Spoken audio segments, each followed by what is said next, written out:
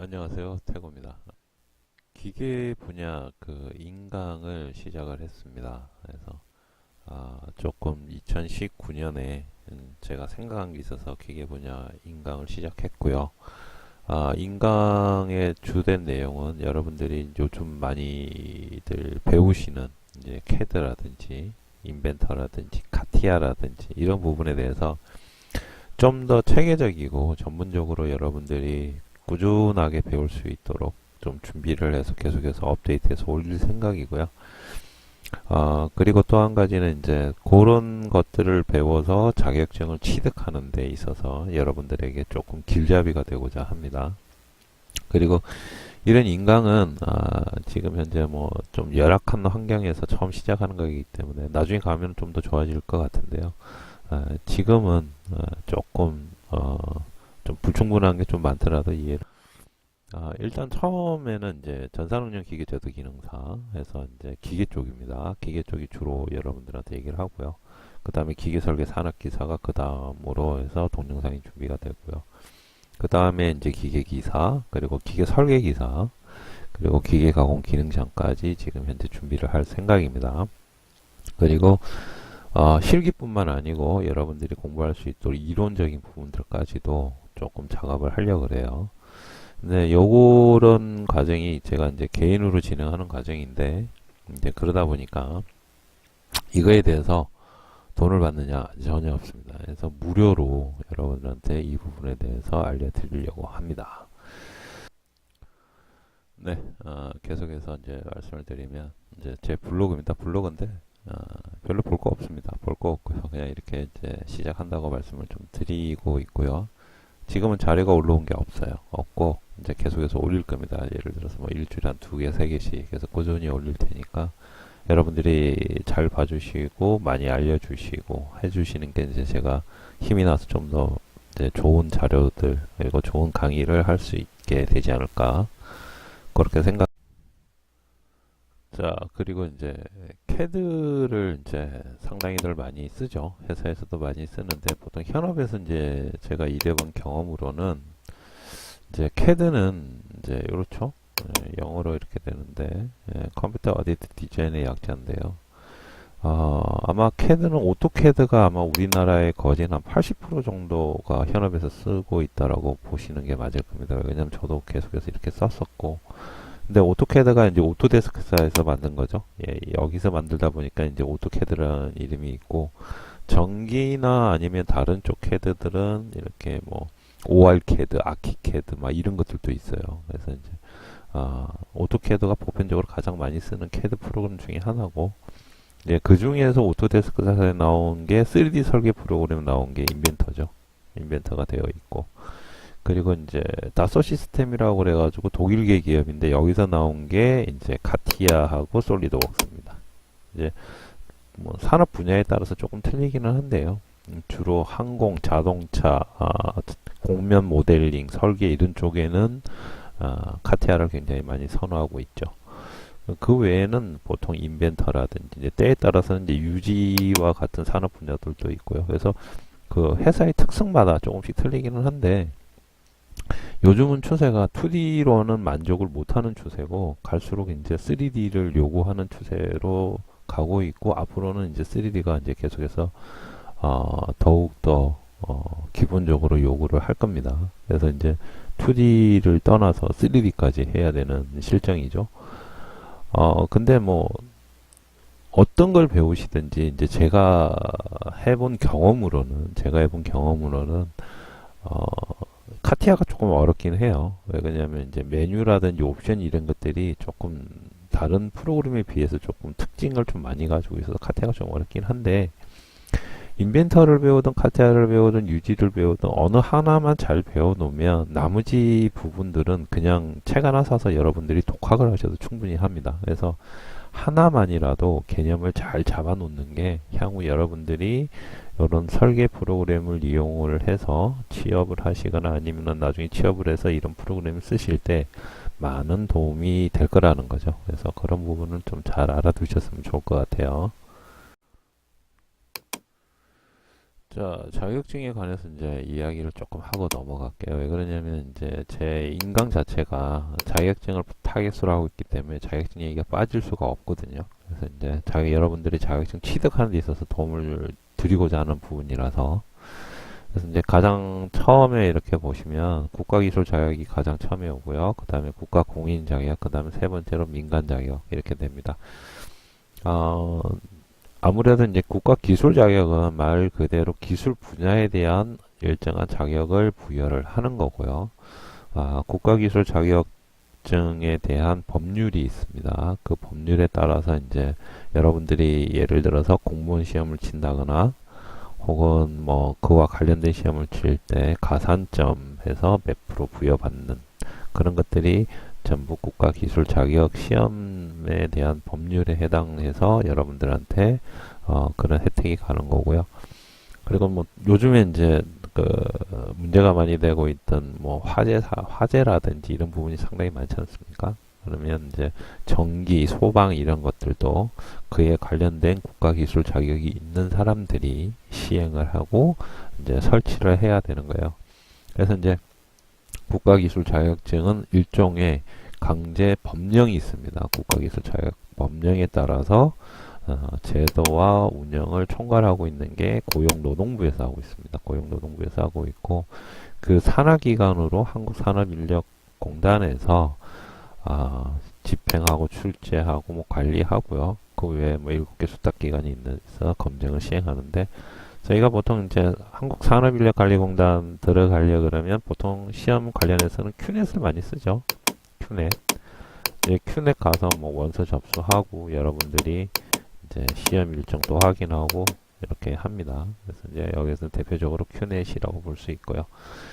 그 다음에 국가 공인된 민간 자격이라는 게 있어요. 민간 자격. 그럼 뭐 흔히 얘기하는 컴활 아니면 이렇게 뭐 ITQ, GTQ, ERP 이런 것들은 이제 대표적으로 한국생산성본부에서 진행을 하는데 이거는 이제 나라에서 인정한 공인 자격증이다 이렇게 보시면 되는 거예요. 그래서 국가 공인 자격증 역시도 어떻게 보면 법률적으로 보호받는 부분들도 있고요. 그리고 이제 여러분들이 어떤 자격을 취득하게 되면 거기에 따른 혜택을 받는 부분들도 있습니다. 그리고 세 번째로 이제 민간 자격인데 민간 자격은 이제 강제성이 전혀 없는 거죠. 민간 자체 내에서 이제 시행하는 자격증이고요. 이제 캐드를 여러분들이 이제 많이들 배우시고 이제 학원에도 등록도 하시고 뭐 요즘에는 그 직업훈련으로 해서도 배우시는 분들도 많고요.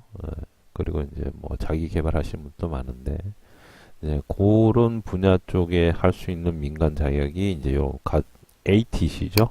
저희는 이제 ATC라고 보통 얘기하는데 CAD는 ATC고요. 인벤터 같은 경우에는 매뉴팩처링 해가지고 이렇게 됩니다. 자격증 이름이 이렇게 됩니다.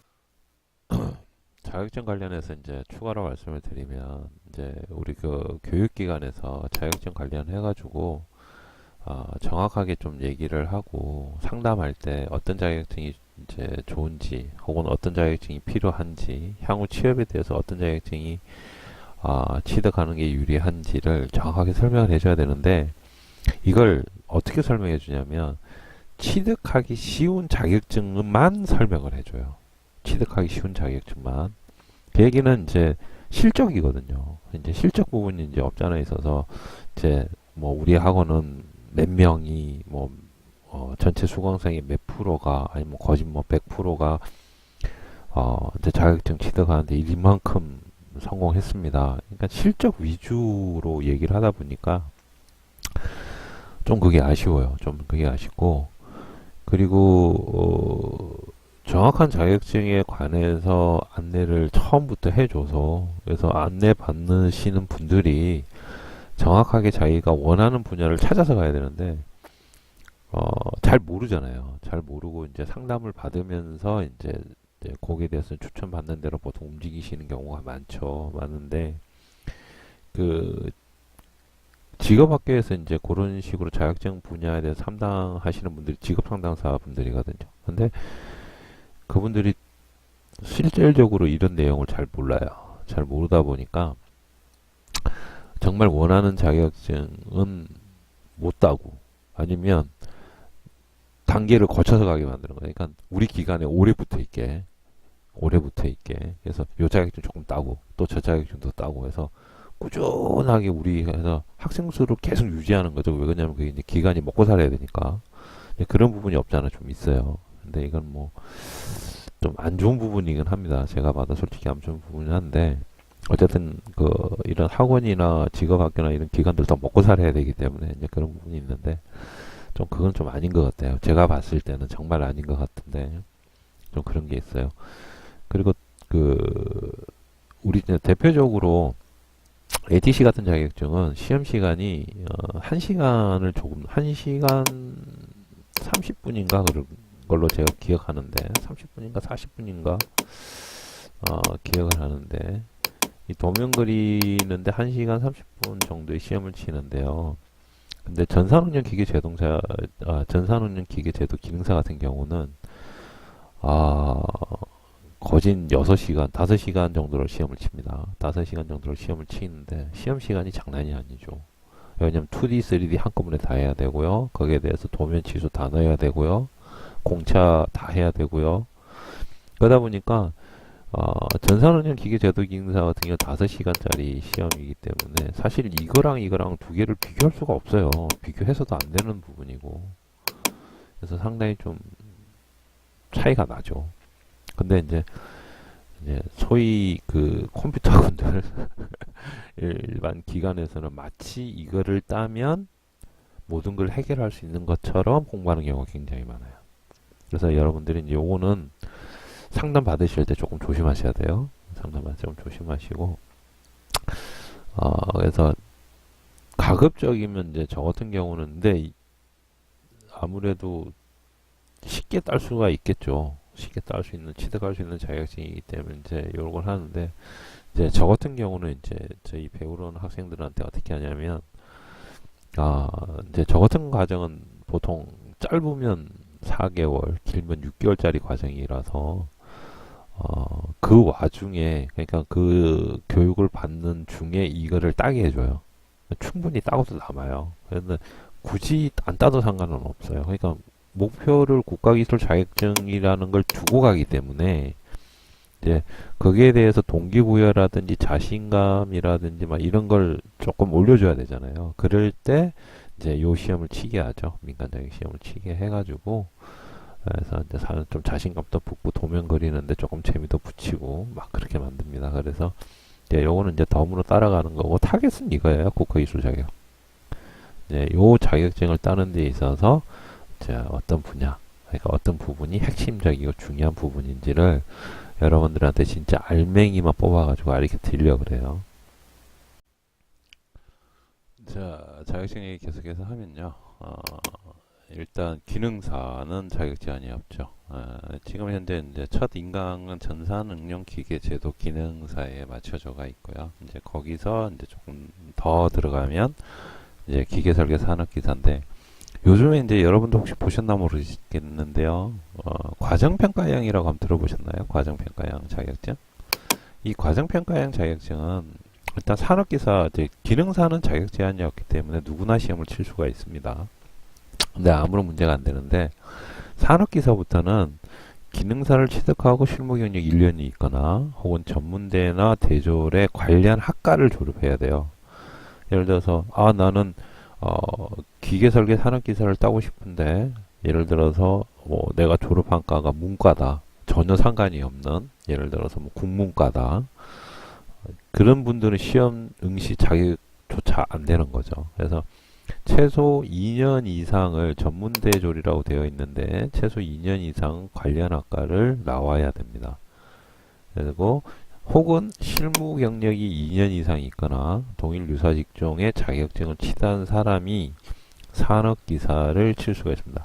이거는 기계 분야뿐이 아니고 산업기사 시험 치는 분들이 전부 해당하는 사항이에요.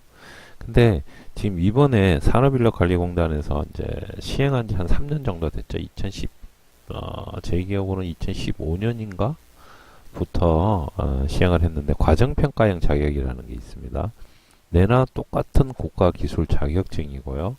이제 그 자격증에는 과정평가형 국가기술 자격증이라고 나오고, 이제 왜 그러냐면 산업기사 시험을 치고 싶은데 이 자격 조건이 안 돼서 시험을 못 치시는 분들이 있단 말이에요.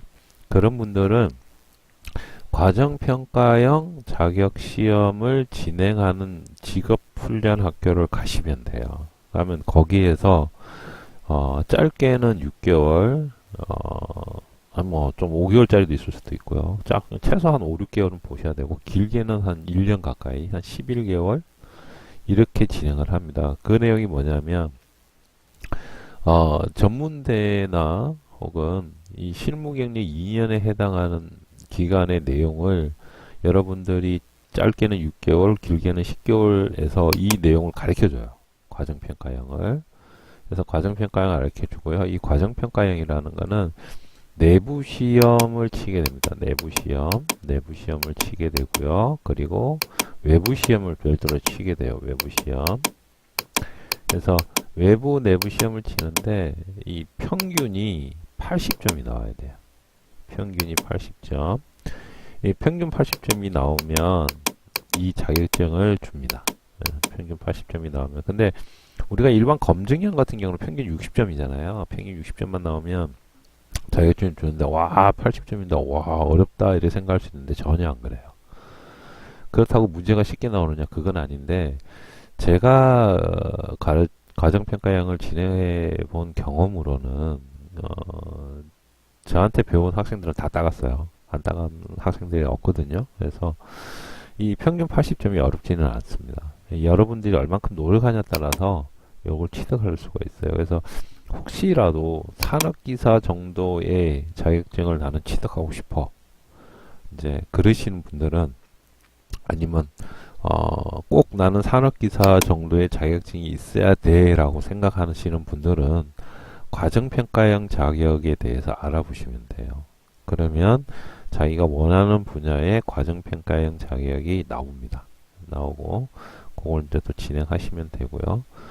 뭐 요 부분은 나중에 보고서 한 번 더 과정평가형 내용이 굉장히 내용이 길기 때문에 이 부분은 여러분들한테 다음에 한번 또 모아서 한번 정리를 해드리든지 하고요.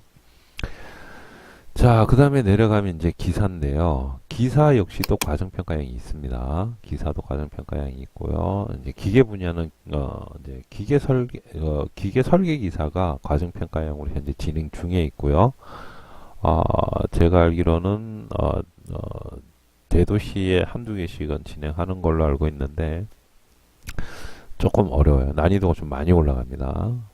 그리고 이제 일반적으로 이제 과정평가형이 아닌 이제 일반적으로 만약에 나는 기사에 도전하고 싶어 아니면 기사 시험을 칠 거야 하시는 분들은 이 자격이 있어야지만 응시가 가능해요. 이 자격이 없으면 응시가 불가능합니다. 아예. 그리고 이제 그 밑에는 뭐 기능장의 기술사 이렇게 돼가 있는데 뭐 기능장의 현장에서의 최고 실력자죠. 어떻게 보면 제 모든 현장에서 최고의 자격증으로 꼽히는 게 기능장이고 기술사는 이론에 대해서 최고의 자격증으로 뽑는 자격증입니다. 그래서 기능장이나 기술사, 특히 이제 기술사 자격증 같은 경우는 이제 자격증의 끝판왕이죠. 그래서 상당히 좀 따기도 힘들고, 그래서 모든 시험이 논술 시험으로 다 나오고요. 그래서 뭐 이 정도 가지고 있으면 나중에 뭐 회사 정년 퇴임하고서도 뭐 별 걱정은 없습니다. 그래서 뭐 나중에 한 10년 후에 한번 기술사 정도 이런 또 도전해 보는 것도 나쁘지는 않을 것 같습니다. 자, 그리고 여러분들이 이제 이론은요. 필기 시험은 아마 지금 올해 이제 1월 달이니까 저 기능사 1차 시험 기간이 이제 1차 필기 기간이 얼마 안 남았는데 그 이론은 여러분들이 그 기출문제 있지 않습니까? 기존에 나왔던 기출문제라든지 아니면은 그냥 책 하나 사가지고 달달달달 외우면 돼요. 그래서 아니면 외우기 싫은 분들은 기출문제만 풀어도 돼요. 기출문제를 그 향후 3년 있죠. 그러니까 2016년, 17년, 18년 이래서 3년 동안 계속 풀어도 사실 이론은 어렵지가 않습니다. 왜냐하면 그 문제은행에서 계속 똑같은 문제나 유사한 문제가 계속 바뀌면서 나오기 때문에 이론은 실질적으로 문제만 풀어도 돼요. 그래서 마음 잡고 한 달만 문제만 쭉 푸시면 돼. 하루에 그 이제 시험 칠 때 60문제가 나오잖아요. 하루에 60문제씩만 30일 동안만 꾸준히 푸시면은 되는데, 한 가지 팁을 알려드리면, 내용을 몰라도 되고요. 답을 몰라도 되고, 아무런 상관없어. 그냥 문제 보고 답 체크하고, 문제 보고 답 체크하고만 하시면 돼요. 그리고 그거를 일주일만 하시는데, 일주일 하면 정말 힘들어요. 왜 그러냐면 아무것도 모르는 상태에서 그걸 하기 때문에 뭔 말인지도 모르겠고 정말 힘든데, 2주 정도 넘어가잖아요. 그러면 답이 보여요. 왜 그러냐면 똑같은 문제가 또 나오거든요. 아니면 유사한 문제가 또 나오기 때문에 답이 보여요. 그리고 3주 정도 하면 되면요, 자기가 뭐가 틀린지를 알아요. 뭐가 틀린지를 하고, 4주 정도 하게 되면요, 하루에 한 많이 푸시는 분들은 제가 봤을 때 그 60문제, 한 180문제까지 풀어요. 그 이제 180문제 푸는데 한 2시간이 안 걸려요. 왜냐면 60문제 푸는데 15분에서 20분이면 다 풀어버려요. 왜냐면 전부 문제를 아는 문제거든. 그래서 그런 식으로 하시면 문제가 굉장히 쉬운데, 이게 좀 극단적인 방법이긴 합니다. 극단적인 방법이긴 한데, 그지, 시간이 없을 때 쓰는 방법이고요. 근데 좋은 방법은 아니라는 거. 왜 그러냐면 시험 치고 나면 남는 게 하나도 없어요. 시험 치고 나면 머릿속에 남는 게 하나도 없기 때문에 좋은 방법은 아닌데, 일단 속성으로 어떻게 해보려고 하시는 분들한테는 이 방법이 가장 좋아요. 왜 그러냐면, 어, 제가 테스트를 해보니까 되더라고요. 네, 학생들하고 같이 테스트를 해보니까 됐기 때문에 그 방법이었는데, 근데 중요한 건요, 실기가 문제가 돼요. 실기에서 다 떨어져 버려요. 지금 같은 방법으로 공부를 하게 되면 실기에서는 붙지를 못합니다. 실기는요, 벼락치기가 전혀 안 돼요. 될 수가 없어요. 실기는. 왜냐면 일단 정해진 시간, 5시간이라는 정해진 시간이 있고요. 그 시간 안에 2D, 3D를 다 그려야 되고요. 거기에서 도면에 대한 공차라든지 지수라든지 전부 다 넣어야 되는데, 이게 나는 시험치기 일주일 전에 공부하지, 안 돼요. 때려 죽여도 안 됩니다. 그래서 여러분들이 실기를 연습을 하실 때 가장 좋은 방법은 꾸준히, 하루에 1시간이든 2시간이든 꾸준히 하시는 게 가장 좋고요. 그리고 꼭 매일매일 하셔야 돼요. 그래서 근데 이게 암기보다는 이해를 하시는 게 더 좋고요. 그리고 하나하나 준비를 하시는 게 좋습니다. 물론 나중에 이제 시험 치는 방법도 제가 자세하게 설명을 드릴 텐데, 그러니까 이제 시험 치기 전에 이제 어떤 부분에 대해서 준비를 하셔야 되는지 더 제가 자세하게 설명을 드릴 겁니다. 그래서 그런 부분들을 조금 여러분들이 관심을 가지고 믿고서 따라와 주시면 꼭 자격증 취득하는데 좋은 결실이 있을 것으로 생각을 합니다. 자, 그리고 자격증 관련해서 추가사항 하나 이렇게 드리겠습니다. 자, 전산응용기계제도 기능사 실기시험 변경 안내해가 2018년 하반기부터 바뀌었습니다. 2018년 하반기부터 4회차인가? 부터 바뀐 걸로 제가 알고 있는데요. 어떻게 바뀌었냐면, 보시면, 이게 이제, 그 산업인력관리공단에서 공지사항이에요. 과제명 해가지고 부품도 및 모델링 작업하는데, 현행 5시간, 시간은 똑같습니다. 5시간 똑같고, 적용식이 기능사 2회 실기시험까지 되어 있고요. 그리고 자, 현행은 이렇게 그냥 도면을 부품도 하고 모델링 작업만 하는 걸로 됐었는데, 변경은 질량 해석 추가해갖고 각 부품에 대한 무게를 비고란에 작성을 해야 됩니다. 이제 그게 지금 하나 들어가 있고요. 그래서 기능사 3회 실기 시험부터 진행이 됐네요. 3회. 자, 질량 해석 추가, 이거는 원래 어디 있었냐면 기계 설계 산업기사에 있던 내용이 기능사로 내려온 거예요. 그러니까 원래는 산업기사의 시험인데 기능사로 내려왔어요. 그러니까 시험이 좀 더 어려워졌다라고 보시면 되는 겁니다. 근데 뭐 어려워진 건 아니에요. 네. 별도로 어렵다거나 그런 건 아닌데, 요 내용이 추가로 들어왔다. 요거는 뭐 인벤터에서 여러분들이 모델링 하고 나서 그 마우스 가지고 아이콘 몇 번만 클릭 하시면 돼요. 그래서 별로 어려운 게 아닙니다. 그래서 전혀 겁먹을 게 없다. 이렇게 보시면 돼요. 뭐 주요 작업 내용 해서 쭉 나오죠. 이제 요 중요한 부분을 보면 3D 모델링의 부품란에 거기에 비고가 있는데 거기에서 주어진 밀도 조건에 따른 질량을 산출해서 기입한다. 질량 해석 추가 이렇게 되죠. 즉 질량 산출이라는 거는 그 부품에 대한 무게를 집어넣으라 이 얘기예요. 무게를 집어넣으라는 얘기라서 어렵지가 않습니다. 자, 요거는 뭐 나중에 저희가 인강을 진행하면서 공부를 하면서 얘기를 좀 해 드릴 거고요. 자, 이거 외에 요건 이제 전산응력기기 제도 기능사에 관한 내용이고 이제 산업기사가 한번 볼까요? 자, 기계설계 산업기사 실기시험 변경 내용 2018년이죠. 작년 하반기부터 바뀌었습니다. 자, 부품 및 모델링 작업 이건 똑같죠. 기능사나. 근데 변경되기를 설계 변경 작업이 들어가요. 이제 요게 이제 골 때리는 내용인데 설계 변경 작업 및 부품도 모델링 작업 이렇게 들어가는 설계 변경 작업 시험 시간은 5시간이고요. 그래서 5시간 30분으로 늘었죠. 30분을 더 줬어요. 설계 변경 작업이라는 게 들어가기 때문에 적용 시기는 이런 식으로 해서 기사 3회부터 실기 시험부터 이렇게 적용이 됐네요. 자, 어떤 내용인가, 변경사항 어떤 내용인가 보면요. 뭐 예를 들어서 설계 변경 조건 이렇게 나와가지고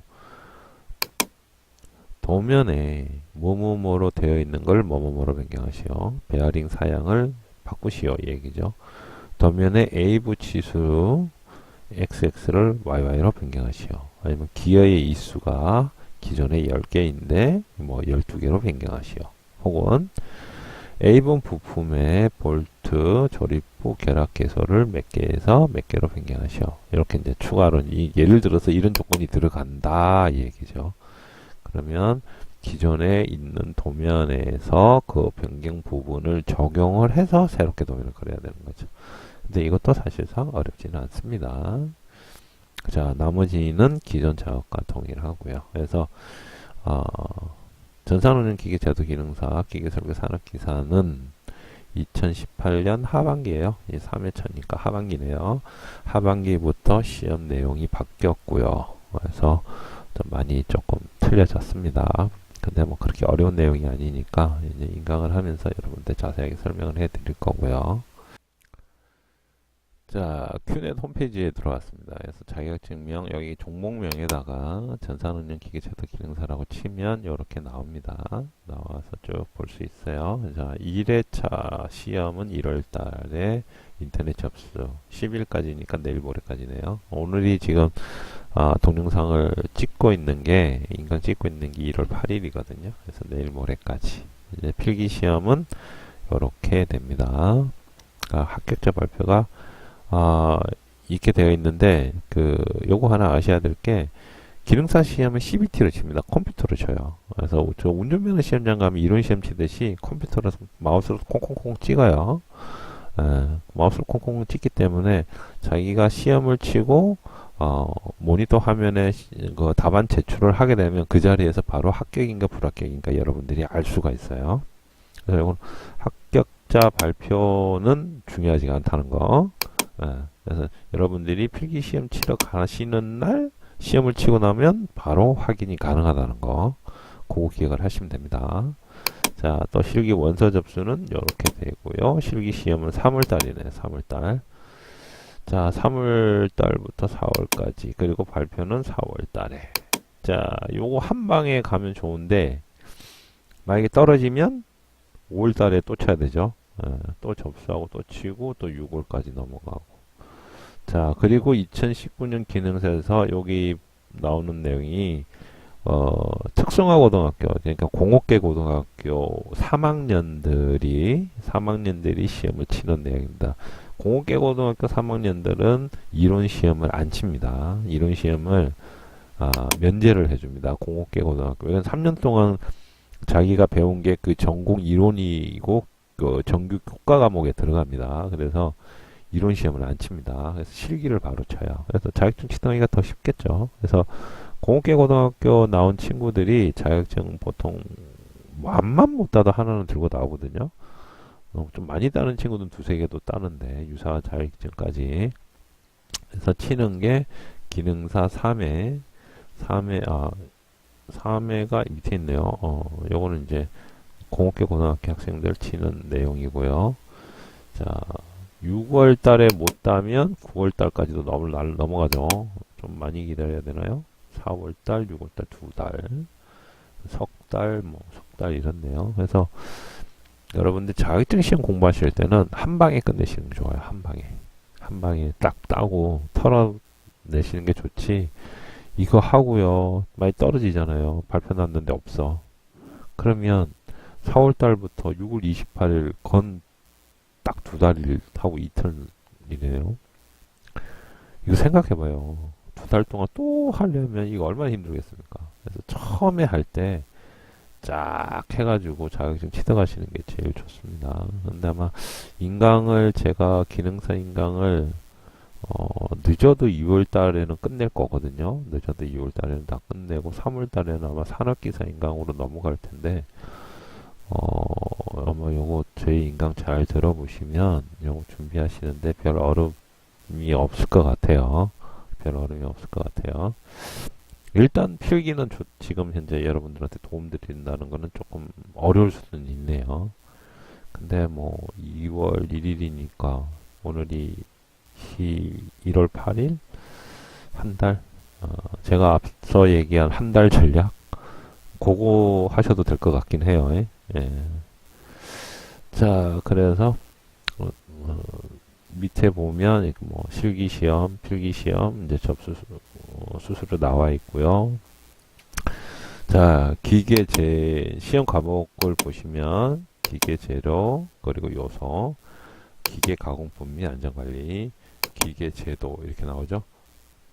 그리고 실기시험은 기계제도 작업입니다. 아까도 말씀드렸지만 여기서 35문제가 나옵니다. 35문제, 34문제 이렇게 나오는데 여기서 한 두세 문제가 뭐냐면 컴퓨터 일반이에요. 왜 그러냐면 컴퓨터 입출력 장치는 무엇인가, CPU는 어떤 기능을 하는가, 중앙 처리 장치는 어떤 건가 이렇게 물어보는 게 있어요. 그게 한 두세 문제. 나머지는 기계 제도 문제. 그리고 기계 가공법은 요거는 여러분들이 나중에 제가 이제 기계 가공법도 강의를 할 텐데 요거는 제가 유튜브에 있는 동영상을 굉장히 많이 보여드리면서 그 동영상 가지고 설명을 정말 많이 할 거예요. 그래서 기계 가공법은 이해만 하면 돼요. 이해만. 이게 이해하는 게 굉장히 쉬운 과목이에요. 이 묻기 과목이에요. 먹기 과목. 안전관리. 이거 바른 생활이죠. 나쁜 것은 좋은 것은 이게 찾아내는 거. 이게 점수 주려고 만든 과목이에요. 그리고 가장 어려운 게 요겁니다. 기계 재료. 요거 암기 과목이에요. 암기 과목. 기계 재료. 암기 과목이기 때문에 조금 어렵죠. 왜냐면 생전 듣도 보도 못한 얘기를 계속 하기 때문에. 그래서 사실 기계 재료만을 뺀다면 나머지들은 정말 먹개 과목인데 또 기계 재료를 빼고서 얘기를 할 수가 없기 때문에 조금 어렵긴 합니다. 그래서 나중에 공무원 시험 준비하시는 분들을 위해서 기계 재료하고 기계 가공법은 나중에 제가 별도로 강좌를 만들려고 해요. 왜 그러냐면 공무원 시험 인강을 제가 봤거든요. 봤는데 너무 어렵게 가르쳐. 정말 어렵게 가르쳐요. 왜 그렇게 어렵게 가르치는지 저는 이해를 못하겠어요. 그래서 저는 아마 이거 공무원 시험 준비하시는 분들을 위해서 그 노량진에 많지 않습니까? 그분들 위해서는 저는 이걸 좀 만들어야 될 것 같아요. 그래서 거의 보통 기계 일반이죠. 기계 기술직 응시하시는 분들은 기계 일반인데, 그래서 요거는 제가 나중에 조금 한번 작업을 하려고 합니다. 그리고 다른 걸 보면요. 기계 설계 산업기사를 이제 덤으로 같이 얘기하면, 이제 1년에 3번 있네요. 이렇게 조회를 하면 이렇게 나옵니다. 그래서 1년에 1회, 2회, 3회, 4회까지 있어요. 1년에 총 4번의 기사 시험이 있는데 그 중에서 1, 2, 3, 4회에 해당하고요. 필기 시험은 이렇게 되고요. 뭐 실기 원서 접수해서 5월 달에 최종 발표, 8월에 발표, 11월에 발표. 텀이 굉장히 길죠. 그래서 한 방에 끝내시는 게 좋아요. 한 방에 끝내시는 게 좋고, 금액은 뭐 기능사보다는 조금 비싸죠. 자, 그리고 필기 과목 보시면 가공법 들어가죠. 똑같이 안전관리 들어가죠. 아까 이제 기능사에 있었던 내용이에요. 기계재도 똑같죠. 기능사에 있었죠. 기계재료 있었죠. 그죠? 기계재료 기능사에 있었습니다. 그리고 기계 설계 과목이 들어가는데 기계제도의 업버전이라고 보시면 돼요. 설계 안 어렵습니다. 기계 설계 안 어려워요. 예전에는 더럽게 어려웠어요. 근데 요즘에는 공식도 몇 개 안 씁니다. 그래서 기계 설계 안 어렵습니다. 여기서 여러분들 어려워하시는 건 컴퓨터 응용 설계입니다. 이게 캠이거든요. 그래서 요거까지도 제가 여러분들한테 다 이렇게 드릴 거예요. 요건 이론 과목으로. 그리고 기계 설계 실무 해서 아까 여러분들한테 변경된 거 내용 제가 설명을 드렸죠. 이제 그 내용이 이제 들어가게 되는 겁니다. 그래서 1회차 볼까요? 필기시험 3월 3일이네요. 이야, 잘하면 되겠는데요. 3월 3일이면 네, 2월 달까지 좀 빡빡하네요. 그냥 기능사를 먼저 하고 산업기사를 하기 때문에 필기시험이, 근데 여기 그 산업기사나 조심하셔야 될 게 이게 있어요. 과목단 40점 이상이죠. 이게 꽈락이라는 거거든요. 전 과목 평균은 60점 이상 나와야 되고, 꽈락, 그러니까 한 과목이라도 1, 2, 3, 4 이렇게 되어 있는 한 과목이라도 이 과목들 중에서 40점 밑으로 받으면 안 된다는 얘기예요. 이게 꽈락이에요. 아무리 잘해도, 예를 들어서 평균이 네 과목을 다 합쳐서 평균이 80점이 나왔는데, 예를 들어서 하나가 39점이야. 예를 들어서 하나가 39점을 받았어요. 예를 들어서 뭐 컴퓨터 응용 설계를 39점을 받으면 나머지 100점, 100점, 100점, 100점에서 요거 다 맞아도 떨어집니다. 그게 꽈락이에요. 그래서 꽈락이 있기 때문에 이걸 산업기사에서 떨어지는 거의 7, 80%는 꽈락 때문에 떨어져요. 평균이 안 나와서 떨어지는 게 아니고 꽈락 때문에 떨어져요. 꽈락 때문에. 어려워서 떨어지는. 한 과목이 이제 꼭 어려운 게 있는데, 근데 제가 봤을 때는 어렵지는 않아요. 제가 봤을 때는 어렵지는 않습니다. 왜 그러냐면 뭐가 나올지 다 알고 있기 때문에. 제 블로그인데 뭐 아직까지는 없는데 이제 요 밑으로 지금 여기 이론 강의실이 있죠. 기계제도 요소만 이렇게 쭉 되어 있고, 이제 여기 실기 강의실 이렇게 돼가지고 카테고리로 해서 요 밑으로 계속 달릴 겁니다. 그 내용들이. 그래서 이제 들어와서 하루하루 보시면 될 것 같습니다. 그리고 이제 지금 이제 교재 관련해 가지고는 제가 그 출판사에 문의를 한 게 있습니다. 문의를 해서 당신네들 교재를 좀 사용하고 싶습니다. 좀 허락을 해 주십시오라고 문의를 드려놨어요. 근데 긍정적인 답변이 올지 안 올지는 제가 잘 모르겠고요. 만약에 긍정적인 답변이 오면 제가 이제 그 교재를 채택해서 인강을 할 텐데, 한 가지 먼저 말씀드리면 그 출판사하고 저하고는 아무런 상관이 없습니다. 그렇다고 뭐 그 출판사에서 몇 권을 판다고 해서 제가 돈 받는 것도 아니고요. 아까도 말씀드렸지만 무료라고 그랬잖아요. 그냥 제가 좋아서 하는 거기 때문에 여러분한테 지원을 마음대로 뭐 책 사는데 돈 들어가고 인강 듣는데 돈 들어가고 그런 게 아니니까. 어쨌든 뭐 책 한 권 정도는 뭐 투자죠. 투자고 내가 공부하기 위한 투자를 한다고 생각하시면 되고요. 그래서 긍정적인 답변을 받으면 그 책으로 교재를 삼아서 이제 여러분들하고 저하고 같이 공부하는 것으로 그렇게 하겠습니다. 오늘 OT는 여기서 마치고요. 조금 부족한 게 있는데요. 다음 시간에 조금 더 나은 모습으로 찾아뵙도록 하겠습니다. 감사합니다.